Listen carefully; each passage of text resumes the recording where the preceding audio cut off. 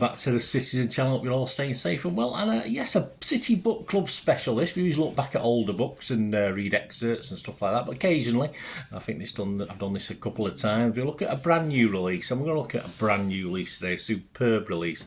We're going to have a look at this one. Another 101 Manchester City match-worn shirts by, of course, the big well-known legendary City fan, of course, Marc McCarthy.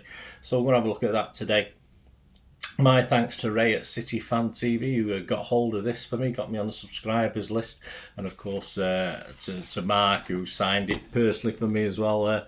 To Bernard, keep up the good work, mate, with Marc McCarthy's signature. So all well and good. My thanks to both those guys. As I say, I'm not a rich man. I very rarely get books when they first come out. I just don't have the cash to do it. But I usually rely on an internet site a few years later. But it's great to have this. So I thought I'd do a little special on it and let you know a couple of things. This is Marc's second offering, of course.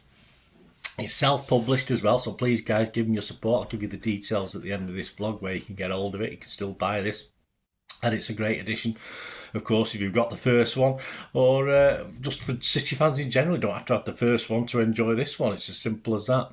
It's the players, the matches, the stories behind the shirts, with a foreword, of course, by David White. Please, if you are new to this channel, before we carry on, please push that subscribe button, push the bell notifications. Everything City past, present and forever, of course, on this channel. Lots of different things, like a magazine. City magazine it is in video, if you don't mind my ugly little face on it. So please enjoy all the different types of stuff I put out there.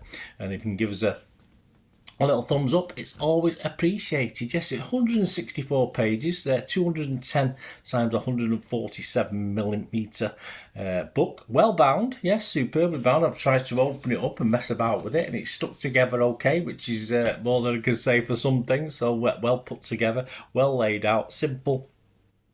And Marc takes us, of course, on a journey from a Colin Bell Football League 11 shirt, representative shirt from 27th of November 1969, all the way right through to Julian Alvarez's new designed 23-24 home shirt that was worn by him at Brentford away on the last day, of course, of our successful, brilliant, well, Premier League season. Went on to be a treble, didn't it, on the 22-23 season.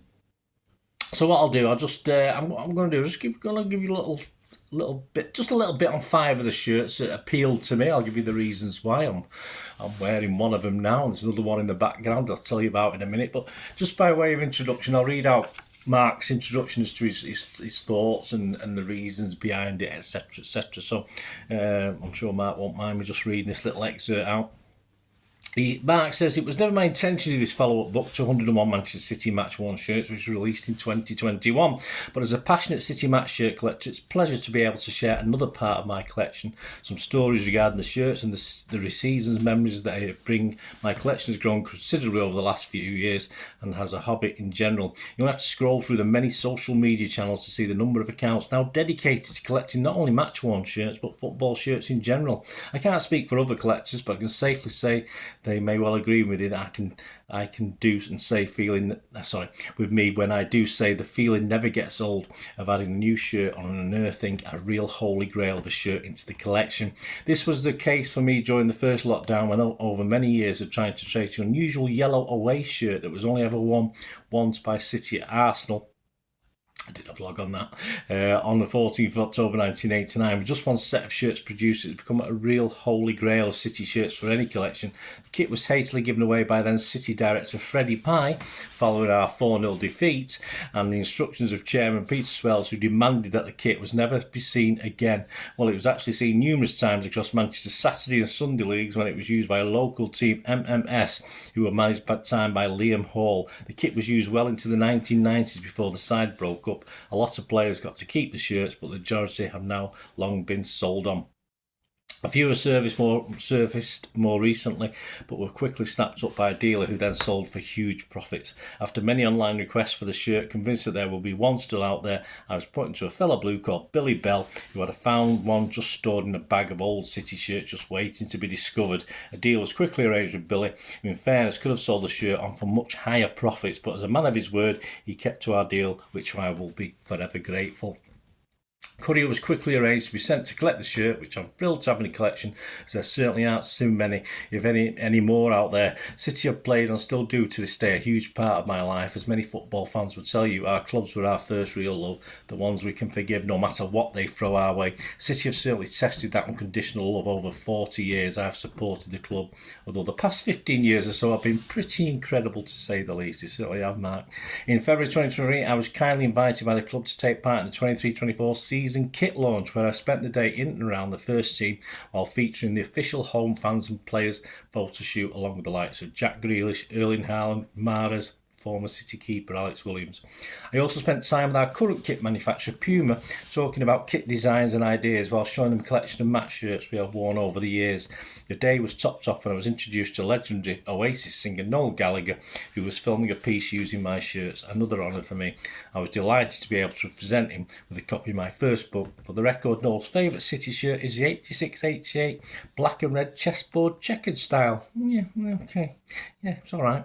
A big thank you for you to Paul Mulholland and for City for making a brilliant day of memories to be treasured.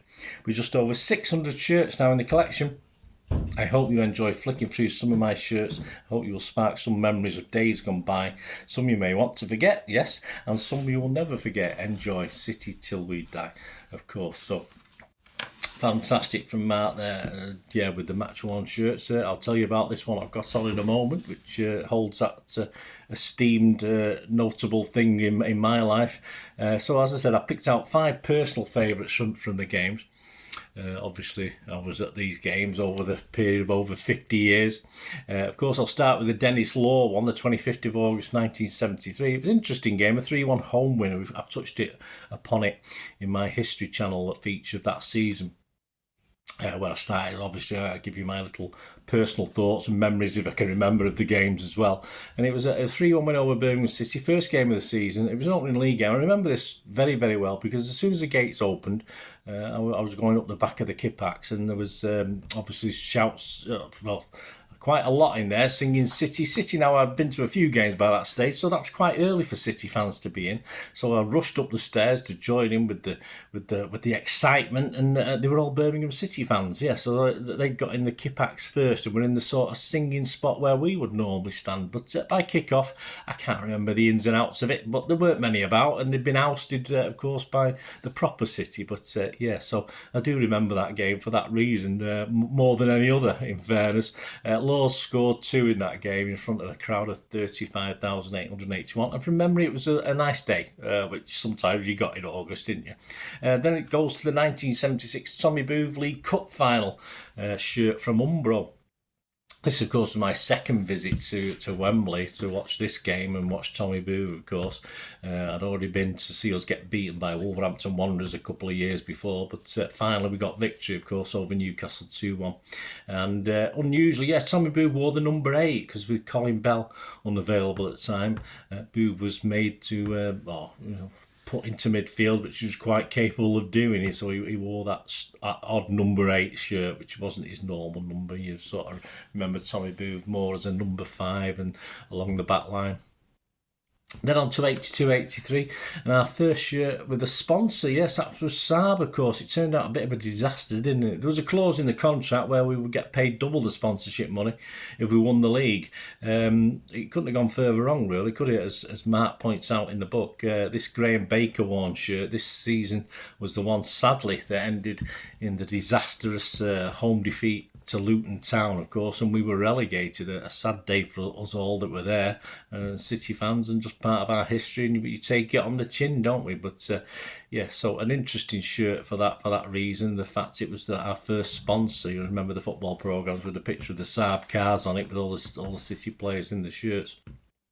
And the 88-89 brother shirt is also special to me. They got sort of one in the background there because it was the first replica shirt I think I invested in. I didn't have any shirts with Saab on, and I think investing in that for the kids. I've probably got my own one as well. I didn't always do that. Sometimes I bought the kids' shirts and couldn't afford to get myself one. But it was the first one that I actually bought for the kids when they were young. Probably the two eldest. Probably the youngest was probably too small for it. I've lost most of them in house moves, etc. But I still got this one that's hanging up there. So that's a good memory for me, and so that's why I picked on that one.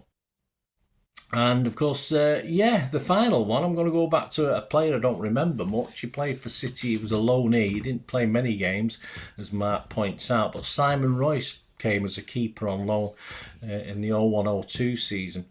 And of course, that season and that time was when I actually this is my only, if you like, this is my only match worn shirt. This is the only shirt I've now got in my possession as a football shirt that I wore in a match, and this was at Main Road in a charity game that same season. So obviously that brought back the memories. It was nice to see that Simon Royce shirt, and although this isn't the Simon Royce shirt, this is the Bernardine goalkeeper shirt I wore at the end of that season as well for a charity game. So that sort of rung a bell with me as well.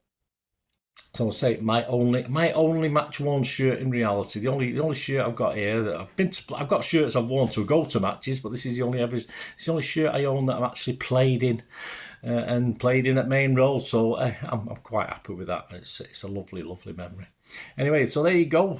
Thank you, Marc. A wonderful book, well worth it, as I said, for all City fans. These were just some of my memories as well, taken from Marc's pushing, of course, by reminding me of things, looking through this book, looking through the shirts. I'll have a really good read over the coming months and look at things. And it's one of those books you can just pick up and flick through a few pages, have a look at things, and it gets your old memory going, and you remember things and you don't remember things, and that's the beauty of these books. And it's a must-have, I think, for all Blues. So get out there and get it. So I'll tell you how to get it. You can get it by contacting Marc at Marc MMMAC on Twitter, and he'll give you the details of how to get hold of a copy. Or you can email him and get the information at mmmac@hotmail.co.uk. So contact him, DM him, contact him on Twitter at Marc MMMAC, or by email at mmmac@hotmail.co.uk. And as I said, he self-published this, guy, so give him your support. It'd be much appreciated. And perhaps there's going to be another one. Who knows? Marc might do it. But after the efforts put behind this, I think he's going to have a rest now, I'd assume. He's got a lot on his plate, obviously, anyway. So he's got a great YouTube channel, of course. Don't forget that as well. So you can get to that through links through Twitter, of course. So check that out as well. So there you go. Thanks for joining me for this a City Book Club special on another 101 Manchester City match-worn shirts by, of course, the wonderful big legend of Blue, Marc McCarthy. And I say my thanks again to Ray and Marc. Alright, that's it, guys. Until we meet again, that's one thing, don't I? Please stay safe, Blues. Come on, City. Bye for now.